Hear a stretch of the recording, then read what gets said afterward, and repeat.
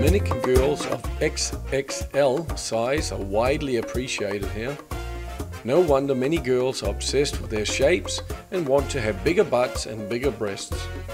If nature hasn't been too kind on someone, then such a girl is often keen to go for plastic surgery or to buy herself lingerie with special inserts to pump up the shapes. There's a good number of private aesthetic clinics in the country, and many of them are very affordable. Plastic surgery tourism is quite popular in the DR. However, criminal cases from unhappy customers are not rare here either.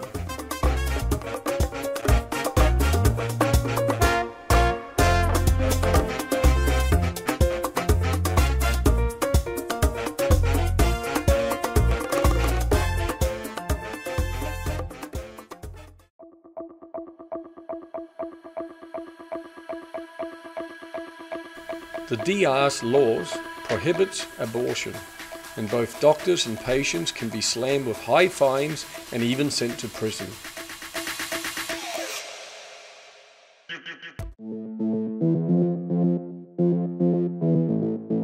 Despite the fact that Dominican Republic is an island and its beaches are the main attraction of the country, the majority of Dominicans are either not good swimmers or they can't swim at all. That's why when you come to the beach or riverside, you may observe this picture. A group of Dominicans bobbing up and down in the shallow waters, holding either a bottle of beer or a bottle of rum in one hand. And I've personally never seen a Dominican man swim away from the shore. However, I did hear of a famous Dominican open water swimmer called Marcos Diaz, who amongst his other achievements also crossed the English Channel in 2004, and he also crossed the Strait of Gibraltar twice in 2005.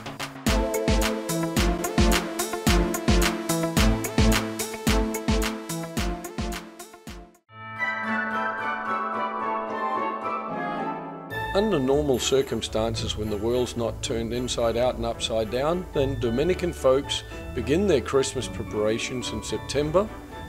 And for newcomers, seeing a fully decorated Christmas tree in the supermarkets or shopping malls at that time of the year can give them a small shock. But Dominicans love their Navidad and carefully plan their festive season. They also receive their 13th salary, which is an extra month's payout by their employers.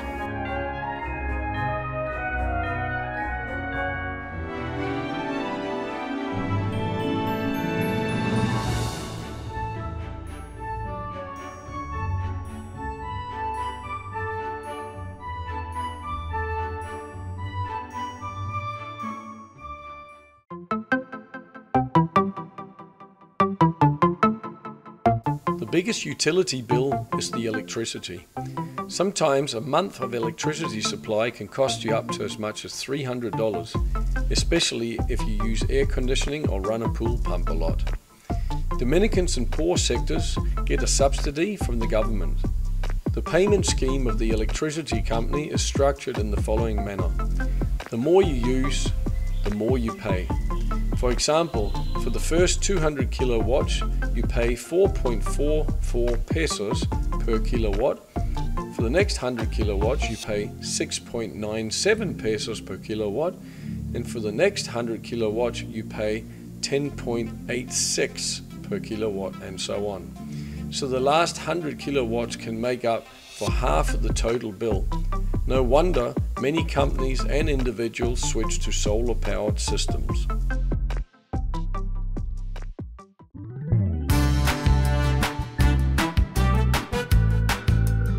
Dominicans love their motorbikes. It's one of the most common transportation devices seen over here. By law, one bike can carry up to 3 people. However, there's always someone who's able to squeeze on more people, plus a washing machine, a pig, a baby, a gas tank, a ladder, or a mattress. Here we see it all.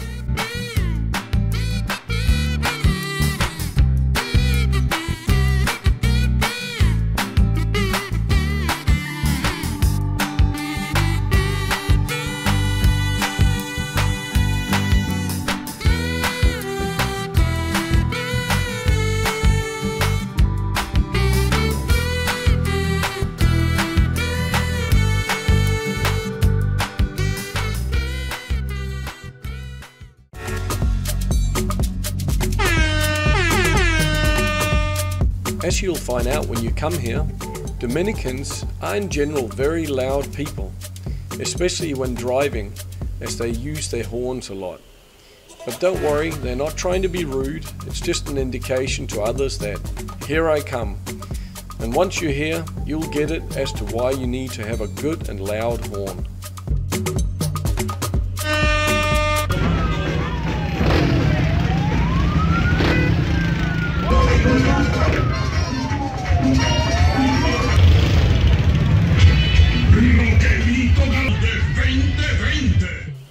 Also for many, music in the car must be played at very high volume, otherwise they fear not being noticed.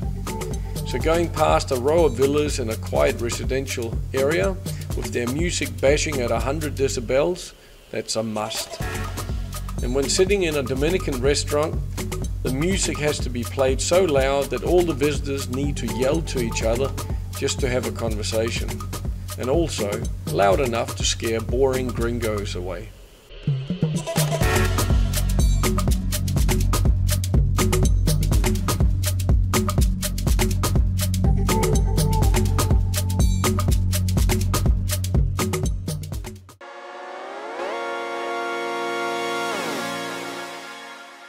The military and police forces of the Dominican Republic, by constitution, are not allowed to vote. This is to avoid the politicization of the armed forces. That veto has been maintained since 1924. A study published by the Dominican Political Observatory revealed that in the last 50 years, the countries that allowed such voting by armed forces ended up having military coups, namely countries like Venezuela, Argentina and Chile.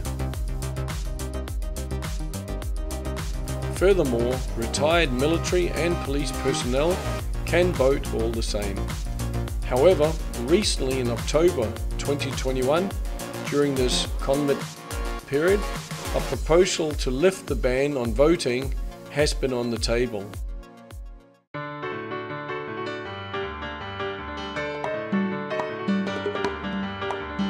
Moringa is considered the national dance of the Dominican Republic, and it originated back to the 19th century.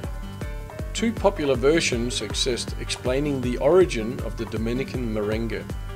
One story suggests that the dance originated with slaves who were chained together and because of the awkwardness of such chaining were forced to drag one leg as they cut the sugar to the beat of the drums. The second story tells of a great hero who was wounded in the leg during one of their many revolutions in the Dominican Republic. A party of villagers welcomed him home with a victory celebration, and out of sympathy, everyone dancing felt obliged to limp and drag one foot.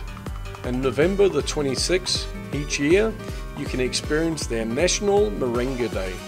Such Moringa festivals are held in Santo Domingo and Puerto Plata. In 2016, Dominican Moringa music and dance was inscribed by UNESCO on what's called the Representatives List of the Intangible Cultural Heritage of Humanity. Quite a mouthful, but there you go.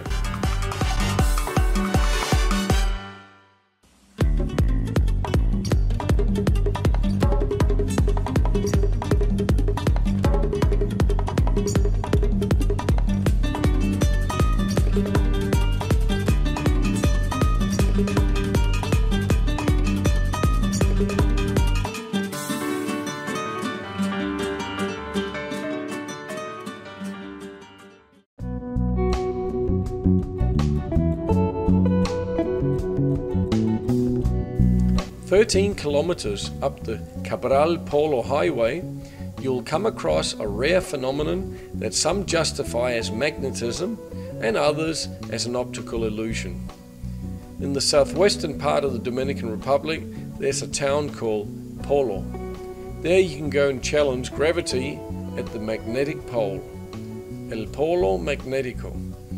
If you stop your car in neutral downhill, then your car will instead be rolling up the hill.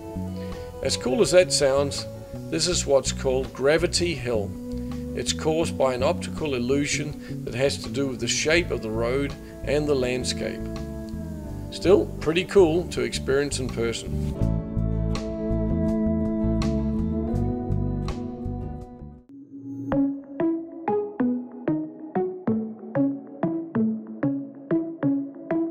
Mamawana is a spiced alcoholic beverage made by infusing a mixture of rum, red wine and honey with tree bark and herbs. The taste is similar to port wine and the color is usually deep red. It originates in the Dominican Republic and it's also called the Dominican Viagra. A glass of Mamawana a day is said to give you an increase in vitality and energy, improve the circulation of your blood, relieve congestion and flu symptoms, and act as a tonic for your kidneys and liver. It's also high in antioxidants. Restaurants often serve you with a shot of Mamawana complimentary at the end of your meal. Mamawana also has an alcohol content of about 30%, so you'll want to drink it sparingly as it's famous for giving you a good kick. So, let me see if I can get it up in front of the camera here. Salud. Oh yeah, that's good guys. Try it out. Come to Bikini Bar, Casita 25. We got here. This is a different type of seafood Mamawana. Seafood Mamawana. Didn't even know that existed. Yeah. So that's those little suckers that suck onto the rocks. Yes. What are they called? I am not sure. I think they're sea roaches or something like that. Yeah. And then you got lambi, and I'm not sure what else in there, but everything it's supposed to be there. Everything good from the sea. Super duper. All right. Viagra. Okay. And this one I make it with red wine. And this is seafood as well, or? Yeah. Yep. Yeah? This is already made, and this is not ready yet. This is raw. And this one is cured. So you're going to be pouring liquid into that now? Yeah, wine, red wine, rum, and honey. Excellent. Yes. So there you go. If you dare to try something from the sea, seafood Mamawana.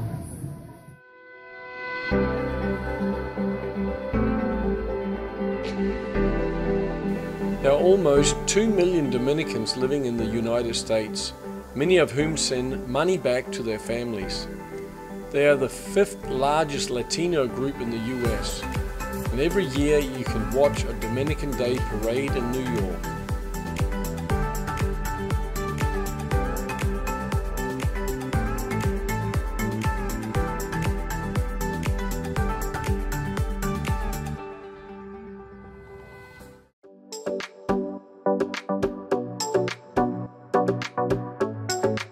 The best view in the country you may just find on top of Montaña Redonda, the round mountain.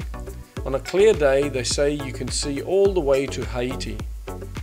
There's no better place on the island to take photographs as you'll get a 360-degree sea and mountain view.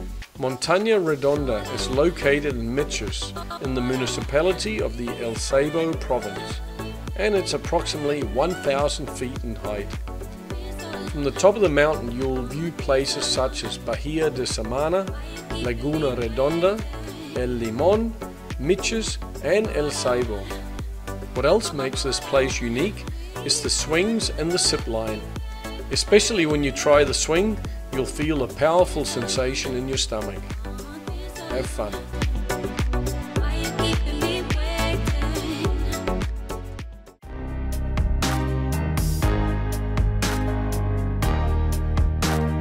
DR served as headquarters for the pirates of the Caribbean during the mid-17th century. Pirates recruited people here for raiding Spanish treasury ships, and the pirate mentality still prevails in some parts of the country today.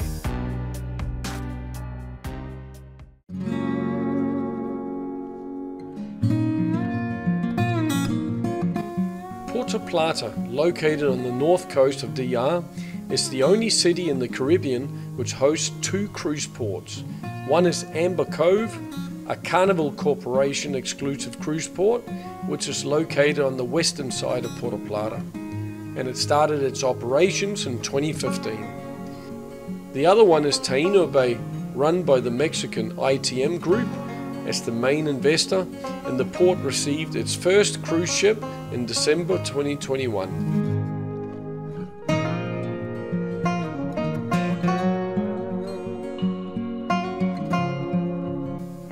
Alright folks, this almost wraps it up for this time. I just want to mention that you can check out my online information service called Info Hub. That's in the top right hand corner of my channel. Click on the icon. I also offer consultancy services for those who either want to relocate down here or who wants to travel around the country and need more information. And this can be done either through video calls online prior to coming or when you're down here face to face. The other service I offer is a 3-hour introduction tour, but if you send me an email to info@educatedtraveler.info, I'll be happy to send you my price plan. Again, thanks for watching and take care. Bye bye.